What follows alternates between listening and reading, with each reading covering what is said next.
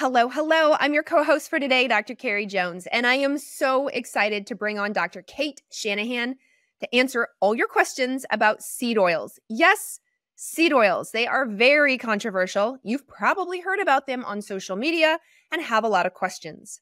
Well, Dr. Shanahan is a board-certified family physician with over 20 years in clinical experience. Her areas of expertise are in nutrition and human metabolism. She's also a New York Times bestselling author.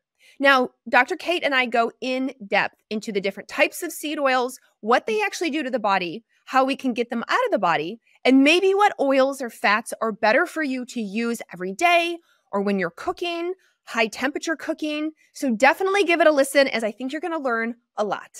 Dr. Cate Shanahan, welcome to the Root Cause Medicine podcast. Thank you, Dr. Carrie Jones. It's a pleasure to be here with you.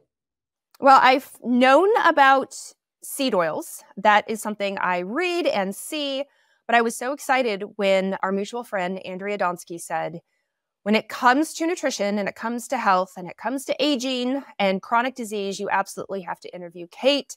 She is a wealth of knowledge. So I am ready to pick your brain today. I hope you're ready to cover all the 101 on seed oils and what it's actually doing to our body. Yeah, absolutely. I love talking about these seed oils. They're also known as vegetable oils, and what they are and what they do to us. And the reason is because nobody else is talking about them. And guess how much you're eating? If you looked at my website already, you might know the answer. But the average person is eating around 30% of their calories from these oils every single day. So if you have a 2,000 calorie diet, the range for most people is somewhere between like a very low, a good day would be 150 calories, and a high day would be 600 calories just from these oils. And no one is really focused on the fact that now these oils make up such a huge portion of our diet. It's not something that doctors learn about. It's not something dietitians learn about. And I've gone to functional medicine courses, and they don't talk about it at functional medicine courses either. There's very few professionals, health professionals, who are even aware that they're eating that many themselves. So it's a huge topic. And because they're so unhealthy, it's a very important topic. So I want to blow some minds today to open people's eyes up to what's going on with their diet. Because if these things are unhealthy, which they are, and you're eating a huge ton of them, there's a lot of downstream effects on your health. And I've been studying that, what they are, all those downstream effects for 22 years now. And I'm not even done yet. Just making new discoveries in terms of like understanding how they affect the different aspects of our health. There's so many. Well, let's start with the basics. What is a vegetable oil? When you say vegetable oil, what do you mean?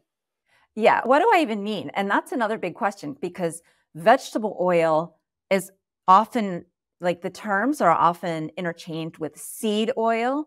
And there isn't a clear definition even of what are the bad oils, right? Because no one's talking about them, no one's studying them. What I'm getting at is, what are the bad oils? Well, neither term, vegetable or seed, is perfect. So I've created this other term that I call the hateful 8, because there's 8 of them. So let's just memorize these 8. And then that is the most important thing you need to know and look about and think about when you're shopping. There's 8 of them. So the hateful 8 seed oils are 3 C's, corn, canola, cottonseed, 3 S's, soy, sunflower, safflower, and then it's like the vowels, sometimes Y, rice bran and grapeseed oil. And those are the sometimes Y part, because those two you don't really see on ingredients lists yet. Those two are mostly just in restaurants, the rice bran and the grapeseed oil. So you don't really have to memorize that if you're thinking about just shopping first. Yeah, so when you want to look at the ingredients list, you got to look for those 3 C's and the 3 S's.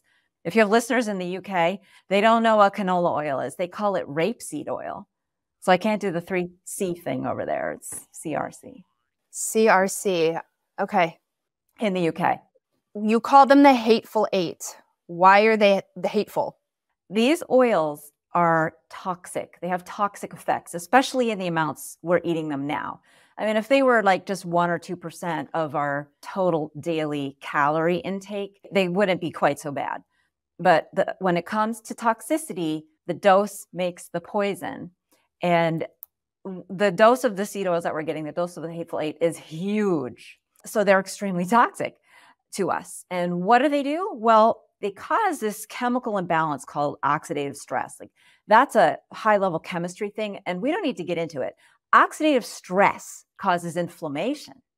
And oxidative stress is what deteriorates and ages our tissues. So those are the two bad things, the two like different categories of bad things that the Hateful Eight seed oils do. They promote every kind of inflammatory disease you've ever heard of, and they promote aging in all of our bodily tissues. Okay, so that's why it's been 20-something years of me just trying to make the different connections and figure out how to put the science together, because it's just so huge. And so what I mean when I say I put the science together is because no one's doing like studies on how do seed oils affect human beings. I have to kind of reverse engineer the science and say, okay, let's look at their chemistry. Where are studies that study these chemicals and how do they impact the organism's health that they're studying? There's very often animal studies. There are also a lot of human studies too in these things. So all of the science that I've looked at supports devastating impact of these Hateful Eight seed oils on our health. And it doesn't matter what subject you're studying. It doesn't matter what your health issue is. If you get these out of your diet, it's going to help that. That's the good news. The bad news is they're awful. They're horrible. And if you have a health problem, they're playing a role almost without exception. But since many people don't even know they're eating them and they're generally eating quite a lot, once they start turning their packages and boxes and bottles around and looking for these ingredients, they realize, oh, wow, this has it, that has it, the other thing, I've been getting a lot of it. And once they get it out of their bodies and their diets, it really has a huge impact on stuff that otherwise really is very difficult to treat. And these oils are in a lot of foods. Somebody might think, oh, just fried foods, such as potato chips or French fries. But when I knew I was going to interview and went to the store and just started picking up crackers and other forms, things that appear more baked as opposed to fried, salad dressings. I mean, I'm seeing these oils in a lot of everyday foods that people may not even realize. They're also in things like sun-dried tomatoes and artichoke hearts and some of these ingredients that we really like. They're in a lot of canned fish. They're in a lot of sauces, not hot sauce. If you're a hot sauce fan, most hot sauces are okay.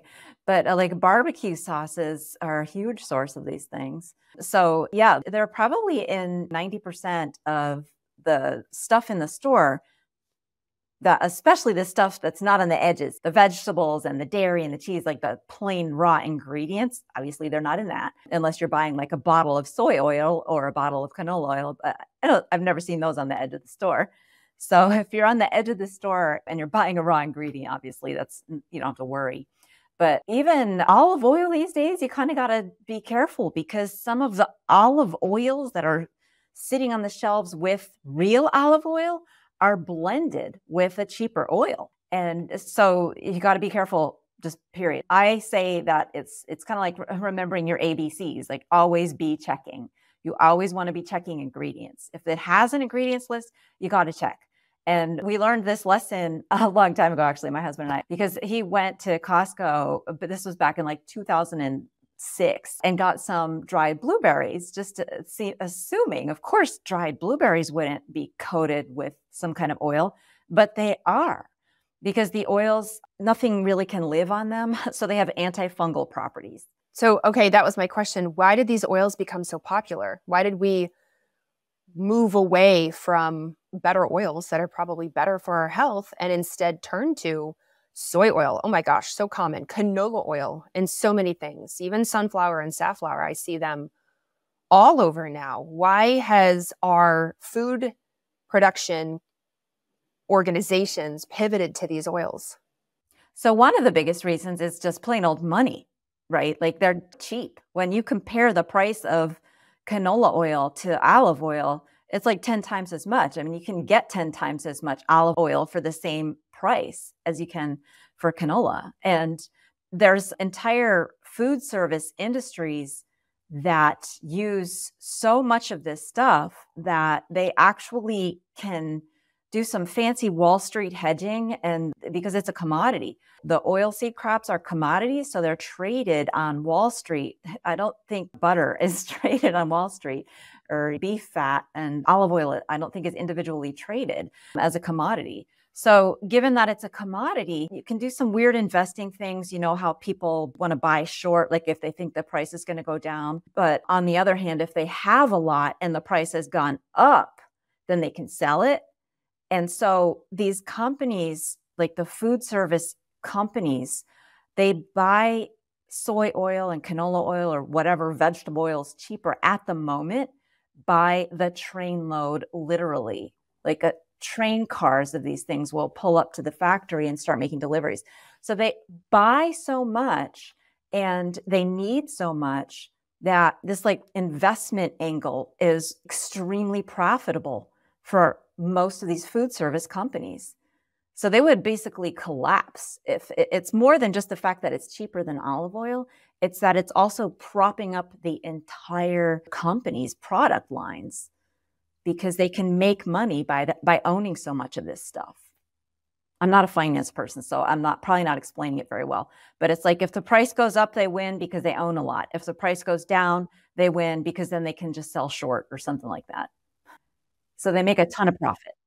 You also said it has fungicidal properties in it as well. So it's helpful. Yeah, there's like every reason to use it, right? It's cheap. There's this other profiteering angle they can do, but also it doesn't go bad. It extends the shelf life of so many other foods that you wouldn't think have these oils in them. So many dried fruits now do. And also like compared to making fried chips in something like a tallow, because tallow is actually somewhat nutritious. Things can live on it. Well, the shelf life is not as long, even after it's been deep fried. So it's just a win-win for the big, humongous companies, the big processed food companies, the big restaurants. And there's this whole world that I didn't really even understand about until I started doing some research into like, why do we use so much of this stuff? And like, why is it so pervasive now all around the world? It started in America using soy oil somewhere around World War II because we were producing a lot of surplus animal feed, right? The soy and the corn were being used for animal feed, but the animals can't have all the oil in it because, well, cows don't normally eat oily foods. And just the amount of the polyunsaturated fatty acids wasn't good for the animals. So they had to remove the oils from animal feed. And they were using it a little bit for like diesel and industrial uses, but it was easier to sell it to people. So we got this byproduct of the animal feed industry that was not suitable for animals. And that's insane. And that is not something that is taught in medical schools or dietitian schools. So the healthcare industry doesn't know really much at all about these oils.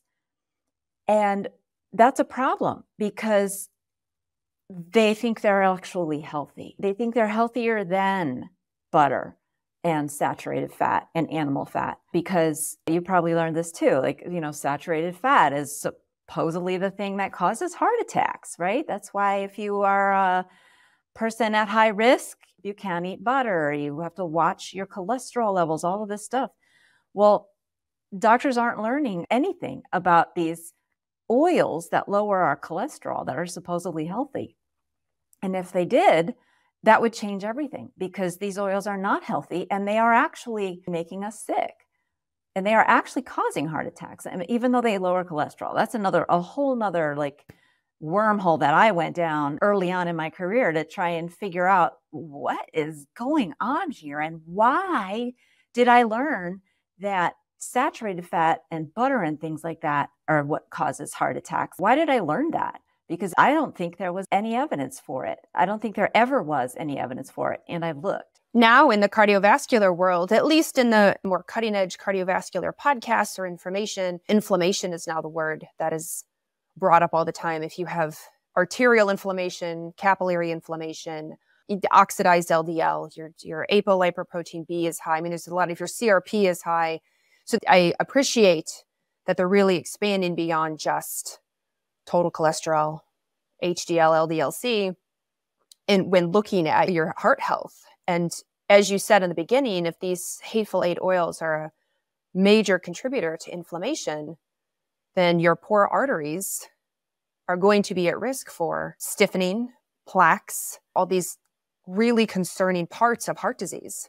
You said the key word there, actually, oxidized, right? So these oils are bad for us because they react with oxygen wherever they get exposed to oxygen, and they react faster when they're heated. So they deteriorate into toxins in the factory when they're being refined. And then once they're in the bottle, if they're exposed to light, or once you open it and they start to be exposed to air, they deteriorate more. And those reactions with oxygen turn those fatty acids that are unique in the seed oils, not entirely unique, but there's just so many of them. They're called polyunsaturated fatty acids, as opposed to saturated fat. Oxygen can't attack saturated fat, but it totally attacks polyunsaturated fat. And once it's oxidized, it deteriorates into a toxin. And so we're eating foods that by the time we've cooked with them, well, now they've had multiple opportunities to deteriorate into toxins. And that's exactly what the people who study these special types of toxins find when they look at foods. And the worst of the worst is like the deep fried stuff, the restaurant stuff, the stuff that's factory deep fried, like the chips there and a lot of crackers. That is the worst of the worst in terms of having toxins in them. But even if you eat these oils when they haven't been deep fried, there's still a problem because of the amount that we're eating. And the polyunsaturated fatty acids will react with oxygen in our bloodstream. And that sparks off a whole series of dangerous reactions that absolutely destroy our arteries. That's why so many people now have arteriosclerosis. There was recently a study on some of the recent wars that we've had, whichever the most recent war was, the unfortunate youth who were killed in their teens. They did some autopsies, and a huge portion of them already had arteriosclerotic plaque. And going back to the Civil War era, it was the same thing. In the Civil War, way back then, before we knew anything about vitamins, there were some plaques in people's arteries, young people's arteries, and they did the same thing. After soldiers were shot, they would do autopsies and try to just check their tissues out. And they found arterial plaques back in those days too, but it was a much lower rate. And back in those days, the problem was that we didn't understand really much at all about vitamins. And so the soldiers who were in the war, who were being fed, were not getting vitamins. They were having canned food and processed food. And heat destroys a lot of B vitamins. It can destroy vitamin C. So they weren't getting vitamins that are necessary to prevent oxidation. So they were suffering oxidation for a different reason. But oxidation is the enemy. And these oils invite oxidative stress. I've called vegetable oil oxidative stress in a bottle. But processed food that's made with vegetable oils is oxidative stress in a package, right? It's chronic disease in a package, because oxidative stress is really the root cause of every single chronic disease. If you have done any research really into like any root cause of anything, whether you're talking about dementia or digestive problems or autoimmune disease, you're going to find oxidative stress as the root cause. That causes the inflammation. The root cause is oxidative stress. And yes, it does cause inflammation, which is it's like a whole category. It's like one of those two categories of disease-inducing processes in our bodies. When things go haywire in our bodies, when our nutrition is not good enough, we open ourselves up to oxidative stress, which promotes inflammation, and it does a whole bunch of other bad stuff too that deteriorates our tissues. But yeah, so it's the root cause, oxidative stress. And doctors don't learn about that, and nobody learns about that because it's all very chemical and chemically. You have to really understand the different terms to make any sense of it. And it's just not something doctors learn. But there's another reason doctors don't learn too. I was going to say, I'm going to ask you this. I see people talking about, oh, corn oil is fine, soy oil is fine, there's nothing wrong with canola, etc.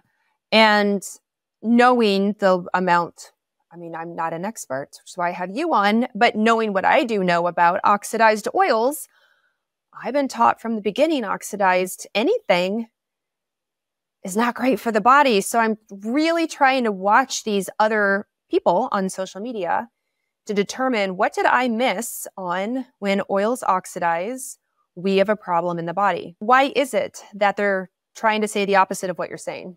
Well, because they didn't learn what I'm saying. And they learned that these oils are actually healthy and that we need them. And there is truth to that. We actually do. And this is why it's so confusing for healthcare practitioners, because our bodies can't make these oils. Our bodies can make saturated fat. When we store sugar, and maybe you've had people on talking about how we store sugar, the chemistry of it, our bodies literally convert sugar molecules to saturated fat molecules because they pack in smaller. There's a lot more calories in a gram of fat than there is in a gram of sugar. And so it's more efficient storage. And so because our bodies can make saturated fat, dietitians and doctors too learn that, well, we must be sick because we're getting too much of it, right? We've all heard saturated fat is unhealthy.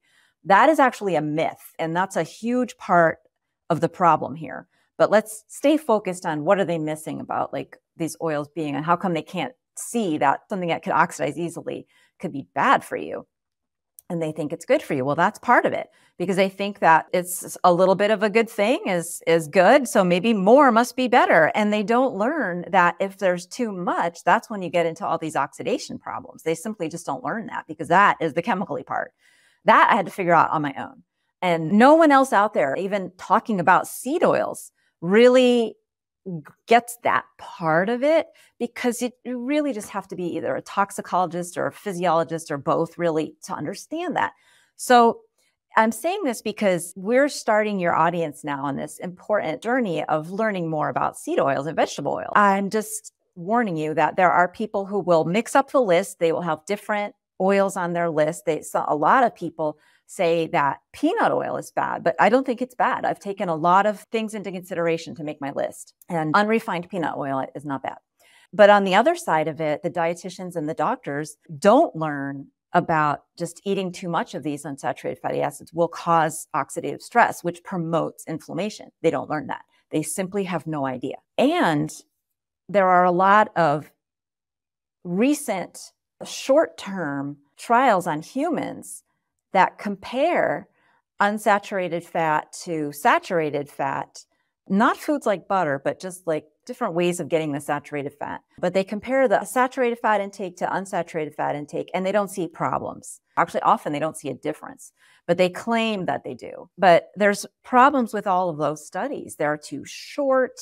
They're not using oils. They're using foods. They don't use real indicators of health. They use pseudo indicators of health.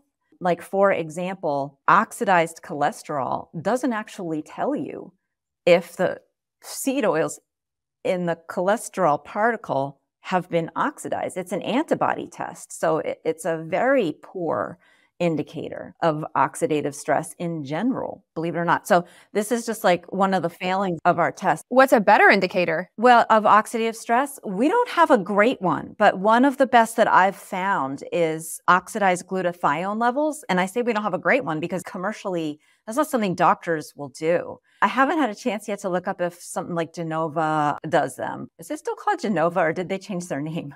I actually don't know that either. We'll have to look that up for the show notes. I know they do glutathione levels, but I don't know if they do oxidized glutathione. But that's one of the best markers. And then another decent marker is your long chain oils that are in fish oil, the DHEA and EPA. Those oils, if those are very low, that can also be an indicator of oxidative stress, because they are very rapidly oxidized. Okay, so speaking of those, when you created your list, because I know I'm going to get asked, what made you, for example, peanut oil is on the list, olive oil, avocado oil, omegas, right? Our fish oils. What made the list? How did you, sort of in summary, make the list versus leaving off some of these other oils? There's a lot of things I took into consideration. So just for example, I took into consideration the amount of saturated fat, the amount of monounsaturated fat, the amount of omega-6 polyunsaturated fat, and the amount of omega-3 polyunsaturated fat, because all of those are important to consider. Then I took into consideration whether or not it has been refined, whether or not it's generally refined, because refining will cause oxidation and remove a lot of antioxidants that are very important. And then I took into consideration whether or not it was cultivated, if it's been cultivated for a long time. So, for example, sesame seeds have been cultivated for a long time, and they are a seed oil, and they're high in polyunsaturated fatty acids. But it turns out that they are so different from the soy and the canola and the cottonseed in a couple of ways because of the cultivation and the selection that's taken place over thousands of years. Sesame seed oils have been cultivated for thousands of years to be able to yield oil easily. So you don't need to extract them with heat and pressure. You just put them in a little press and put a piece of wood on top of that and pound it down, and it'll start dripping out oil. You can just squeeze them in your fingers sometimes. They're so oily. And the same kind of thing goes for peanuts. So a lot of people will say that peanut is a seed oil, even though it's a nut oil technically, but they will say it's something that you should avoid, right? Because it does have a good amount of polyunsaturated fatty acids. But the same thing, it's been cultivated for so long, and it yields its oil very easily. And it has lots of antioxidants in there. So when you test unrefined sesame and unrefined peanut in a frying pan, you see that it can be as stable or even more stable than olive oil, especially since olive oil has so many grades, right? Like if you don't get the best olive oil, if it's too expensive, then you're going to get a lower grade. So I couldn't in good conscience tell people to avoid these two oils. But that's not all I had to take into consideration. I have to take into consideration how they get broken down in our digestive system and how they get circulated around in the bloodstream. So there's a lot that went into picking those 8 out of all the oils and all the different kinds of options out there, that those are the ones to pay attention to. There's a lot that went into that. And so I would just say that if someone else is, if you run into a different list, just ignore that one. Just memorize the hateful 8. Well, that does make it easy. Absolutely. Absolutely. Oh my goodness. Now, you mentioned refined versus unrefined. Can you define that for people? And the reason I asked too is because obviously you might see this on other oils, coconut oil, for example. You have the option at the store to buy refined coconut oil or unrefined. And I see that label on other oils in the oil aisle. Right. So the unrefined is always better for our health. Sometimes the refined is better for cooking because it has less flavor. And some people don't like the taste of avocado oil, or they want to use coconut oil, but they don't want it to taste quite so coconutty. But the refined stuff is not as healthy. So I actually have 3 categories on my website of different oils. There's the toxic, don't ever eat bad, hateful 8. There's the good stuff. There's about 12 of them that people are going to get. So I call them the delightful dozen. And then there's this other middle category of okay, but not great. And that includes things like refined coconut, refined palm, because palm oil is very highly saturated and very stable. And I go back and forth about refined peanut, like where should it really go? And part of the problem is there's a big difference in peanuts produced in, say, like Georgia in May and peanuts produced in China in February. You know, the seeds really change a lot depending on how they're grown, what climate they're in, and the genetic lineage of the seed. So peanuts are very highly variable. And so that one is a little hard for me to say. But when it comes to peanut oil, just if you can, stay away from the refined stuff. So if you don't like the taste of peanuts, then just don't get peanut oil. You don't have to get all of the delightful dozen. I only have like 3 or 4 at a time in my house. And unrefined peanut is one of my love peanuts, but I don't have that many. You don't need that many. Just get a few that you like and know how to cook with. All right. So I have to ask, because you brought it up, for your own personal taste, what are your favorite oils to cook with? Well, I love butter. Butter first and foremost. As far as I'm concerned, it makes almost everything taste better. So I use more butter than anything else. Probably the next is olive oil, because we do have a lot of like Mediterranean, French, and Greek style stuff that we cook. And then after that might be peanut oil and sesame oil. I love the flavor of sesame oil, and it just goes so good with Asian stuff and soy sauce. It's so good. And then there's another one. Oh yeah, coconut. We get unrefined coconut, and I'll use that also with Asian cuisine. So those are my standbys. I love it. Well, if somebody's listening to this and they're thinking, oh my gosh, this is me.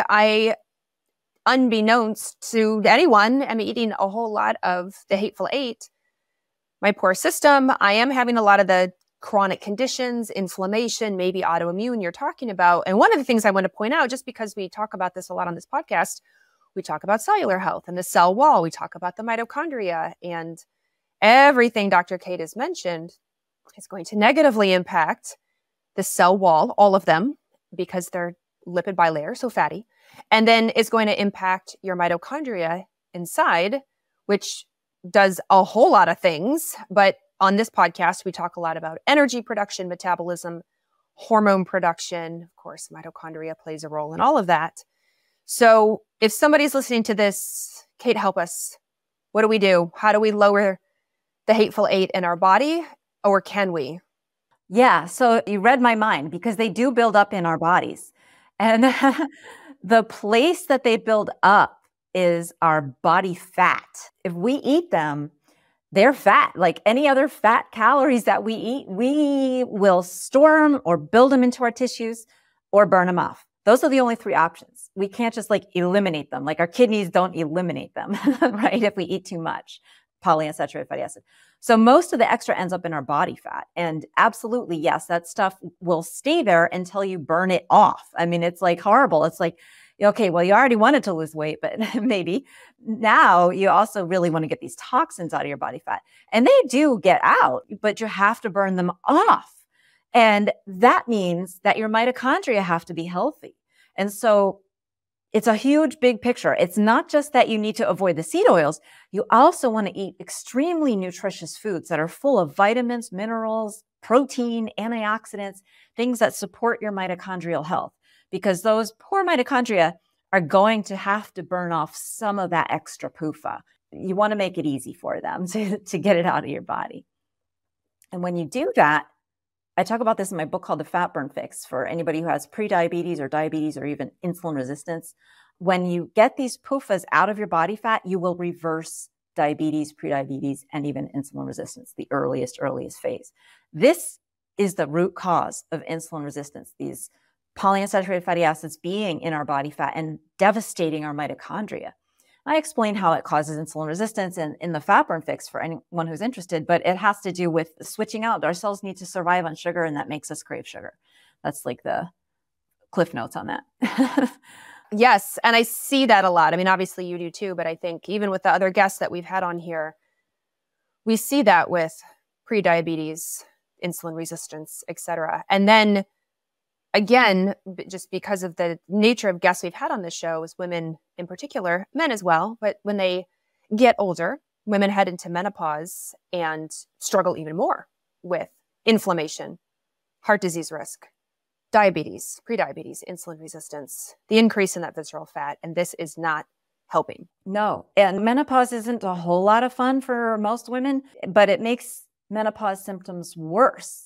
And it has to do with burning our body fat and those sugar swings. Like it's sort of a 2-pronged attack on menopause.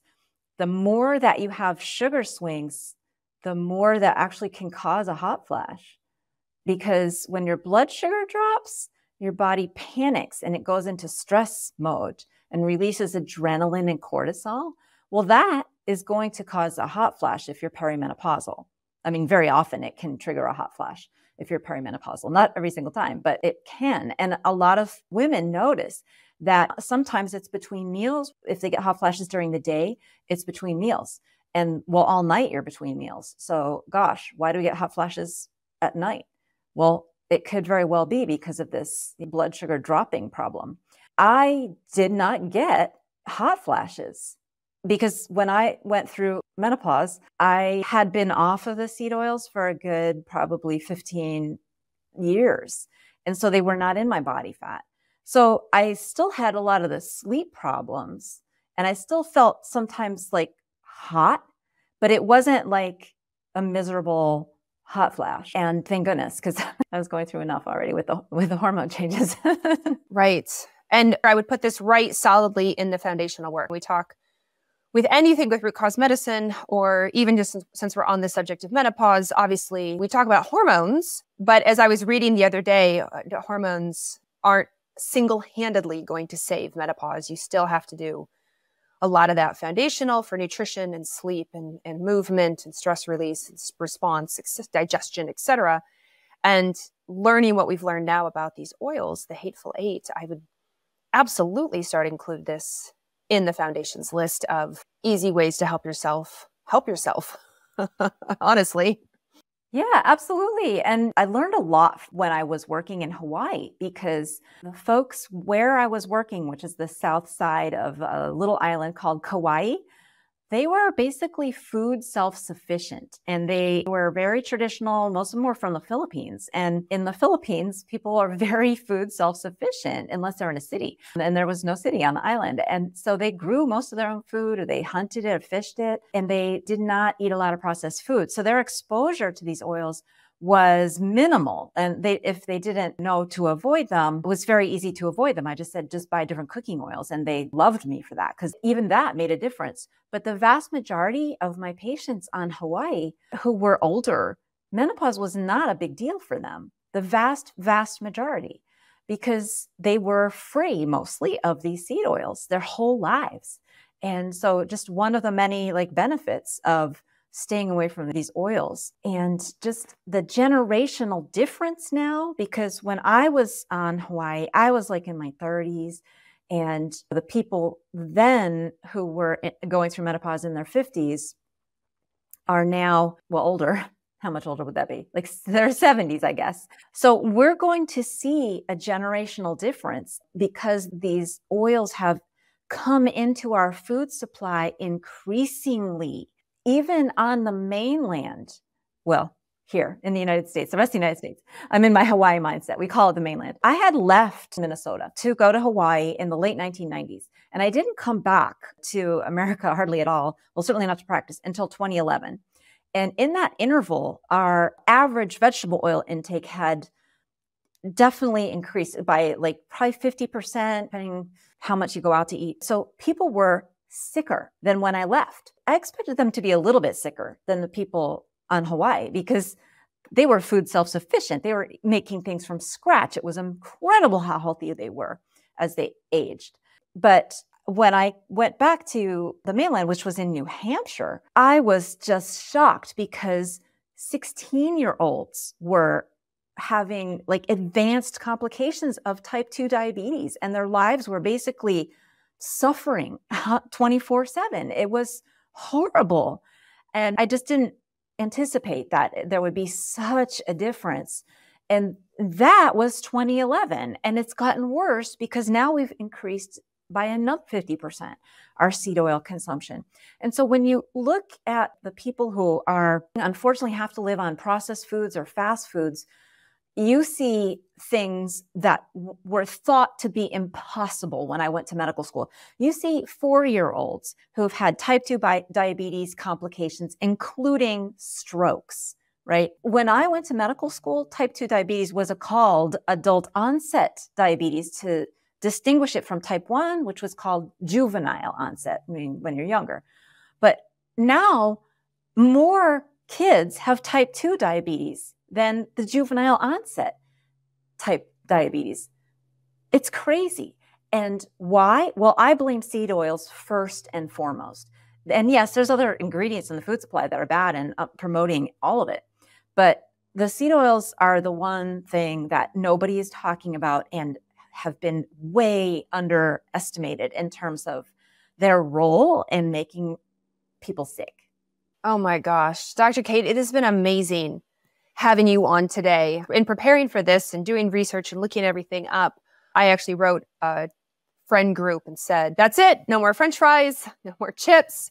I live a relatively low hateful eight life. Thank goodness, just on my own accord. However, I absolutely can't resist the occasional French fry. But once I went through the store, as I said earlier, and started really just turning over random labels just to see in preparation for this podcast and quote unquote healthier looking dressings and sauces and chips and crackers and packaged goods and cereals, even in things that I thought maybe would have been considered greener and cleaner. Sure enough, one of the oils was listed. And unfortunately, they don't put that on the label. How much per serving of the oil are you getting, or that was used, or what have you? So there's even really no way to dose out like a fat or a carb or a protein what you're getting in your day. So I really appreciate you coming on today. And for everyone who wants to learn more, where can they go and learn from you and tell us about your books? Well, thank you so much for having me on, because I think avoiding seed oils is the single most actionable and important thing anyone can do to improve their health starting tomorrow. And if you want to learn more about why and how, I have all kinds of resources for you on my website, which is called drcate.com. And it's doctor with DRCATE.com. I have, if you want to get a bunch of free resources to get started and at the same time sign up to my occasional newsletter that I send out about once a month, I would recommend that. It'll get you on your way. I also have a shopping list where you can find a whole bunch of different like crackers and chips and yummy foods that are seed oil free, a whole bunch of different sorts of snack foods. Not that I'm a big fan of snacking, but you can have healthy snack foods for lunch, I think, where you can find these things. And it's kind of like a good list of all sorts of healthy foods and healthy ideas that are just good to have around in your house. Amazing. And then your books. Yeah, you've written books, one you alluded to earlier, but I want to make sure people know.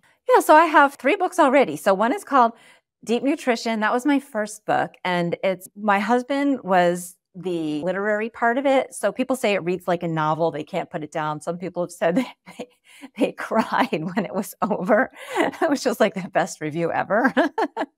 And it makes connections about your genetics and traditional food and history. And I think it's just fascinating. That's why it took me 8 years to write it. Or I spent 8 years writing it. And then I have another kind of quick and dirty one called Food Rules that if you just have a few hours to read, that'll get you on your way. And then if you want to understand hormones and weight loss, the book for you is called the FatBurn Fix. It'll help you burn your body fat because you can't lose weight if you can't burn that body fat. And when there's seed oils in there, your body doesn't want to burn it, so you're stuck. So the FatBurn Fix gets you out of the stuck. And then my next book coming up in June is called Dark Calories. And that's going to dive into the craziness of what happens to our health because of these oils and why the medical industry doesn't really care that you're eating them, unfortunately. Unfortunately is right, but I cannot wait to read that book. So again, I just want to say thank you again for coming on the podcast. This has been so eye-opening. My mind is blown, and I would imagine everybody else is feeling the same way. So thank you again. Thank you. It's been a lot of fun. Welcome to Rupa Health, the best place to order, manage, and track results from over 30 different lab companies in one single place for free. It's going to take you under 2 minutes to sign up, and you can order any functional medicine lab for your client in under 30 seconds. Let me show you how it's done. So here's our beautiful interface. I'm typing in the name of my client, selecting the lab that I want to order for them, and hitting send. From there, Rupa and their amazing team handle the rest. They email the client, collect payment, and even offer an interest-free 3-month payment plan. We've also built the world's largest library of information about chronic health conditions, the lab tests that can help you find the root cause, and the evidence-based interventions that you can use to help people heal from them. It's called the Rupa Health Magazine. There, we have in-depth articles about almost any health condition you can imagine. And we give you step-by-step protocols that other clinicians have used to help their clients heal and that are verified by evidence-based sources. You should totally check it out, and it'll transform your practice. And we can't wait to see you. So make sure you sign up today at rupahealth.com.